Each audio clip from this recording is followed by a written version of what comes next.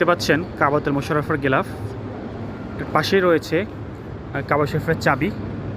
আপনারা এই যে দেখতে পাচ্ছেন এখানে দুইটি চাবি রয়েছে এবং সেই সাথে গোল্ডের তৈরি, গোল্ডের হরফে লেখা কোরআন শরীফ দেখতে পাচ্ছেন আপনারা। এটা বিভিন্ন ইসলামিক সালতানাতের নিদর্শন, যেটা মিশরের মাতহাফুল হাদারাতে সংরক্ষিত রয়েছে। এবং এই গোল্ডের চাবিগুলো কিন্তু গোল্ডের এক ধরনের কাপড়ের একটা দেখতে পাচ্ছেন, এটার মাঝে কিন্তু সংরক্ষণ করা হয়। আমি আপনাদেরকে চাবিটি আরও একটু কাছ থেকে দেখানোর চেষ্টা করি। এই দেখুন, আল্লাহু আকবার, কাবাতুল মোশাররফের চাবি।